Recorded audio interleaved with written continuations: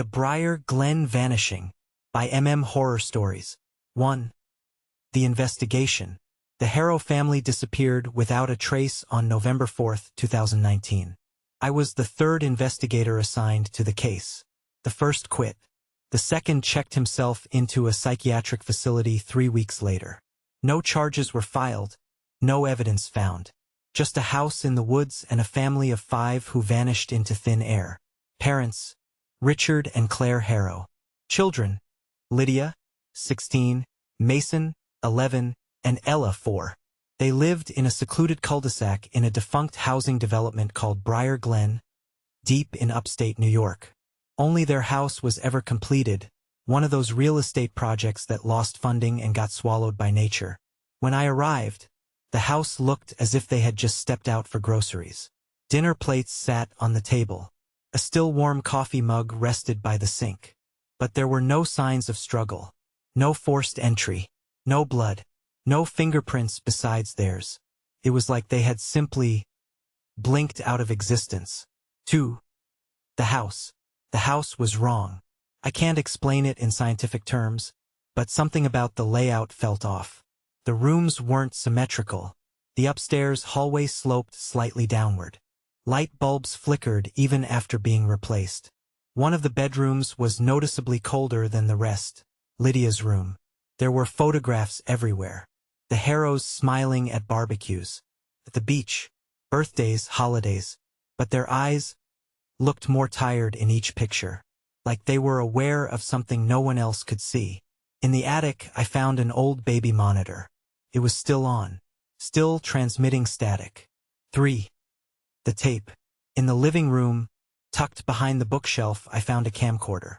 A dusty one, cheap, early 2000s style. No charger, but the battery had enough life for one playback. It was dated October 29th, 6 days before the disappearance. The footage was raw, handheld, Richard Harrow speaking directly to the camera. "If you're watching this, we're already gone. I don't know what it is, or where it came from, but it's in this house. It watches through the walls, through the mirrors. Sometimes it pretends to be one of us." Claire appears in the background, crying, holding Ella. "We tried to leave. Roads lead back here. Phones don't work. It wants us to forget ourselves. It feeds on memory, on identity." He trails off, stares at something just off-screen. "Don't trust the mirrors. Don't answer if you hear your name spoken from behind a closed door. That's not us." The camera goes dark. 4. Lydia's journal. Lydia's bedroom was the coldest room in the house. Her mirror was shattered, glass shards tucked under her bed. I found her journal beneath a floorboard. At first it was typical teenage stuff. School, crushes, fights with her mom. Then the entries changed. October 17th. Ella keeps talking to someone in her room at night. Says it's the other mommy. October 19th. I caught my reflection smiling when I wasn't. It just stayed there, staring after I walked away. October 22nd. Mason says he saw a man standing at the foot of his bed. But it wasn't a man. He said it had no eyes. October 27th. There's a 6th place setting at the table.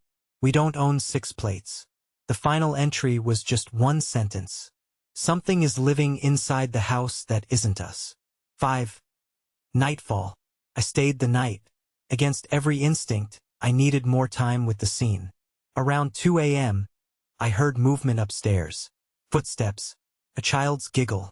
I crept up the stairs with my flashlight, calling out, "Police! Who's there?" No response. Just the soft thump-thump of bare feet running down the hall. Then silence. I opened Ella's bedroom door. Empty. But the mobile above her crib was spinning wildly. And the word "hello" had been scrawled in the dust on the window. From the inside. 6. The family portrait. The next morning, I noticed something in the family portrait on the living room wall. There was someone new. A figure standing behind them. Tall, thin, face smudged like static. It hadn't been there the day before. I took the photo out of its frame. No edits. No Photoshop. Just 5 smiling faces and a 6th figure watching from behind the curtains. I checked the other photos. It was in all of them now. Always in the background. Always closer. 7. The basement door. The basement door had been nailed shut with rusted spikes. A dozen of them. Overkill. Defensive. I pried it open. The steps creaked beneath me, descending into cold blackness. The light switch didn't work, so I used my flashlight, breathing fog in the chill air. The basement was mostly empty, except for dozens of drawings taped to the walls. Crayon images. Children's work. Every single one depicted the same thing.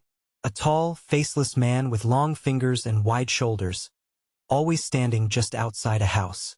Sometimes he was inside, watching the family sleep, eating dinner with them, holding hands with Ella. There was one final drawing stuck dead center on the far wall. It showed the family lined up at the edge of a forest, and something pulling them into the trees. 8. The loop. I left, or tried to. I drove for an hour in a straight line. When I stopped for gas, I saw the Briar Glen sign again. Same gas station. Same trees. Same stretch of road. I drove faster. Came back to the same place again. Even my GPS showed I was circling, though I never turned. That night, I heard voices through the baby monitor. Whispers. Cries. Then something else. Laughter. Not the laughter of a child. The laughter of something trying to sound like one. 9. Repetition. I began to forget small things. My phone passcode. My sister's middle name. How long I had been there. The house rearranged itself subtly. Doors where there weren't any before. Hallways stretching slightly longer each time I walked them. I found a second staircase that hadn't been there earlier that day. I recorded myself sleeping. When I played the video back, I saw myself rise at 3:07 a.m. and stare at the wall for 23 minutes. I don't remember doing that. At the end of the recording, my reflection in the window smiled. I did not. 10. The other family.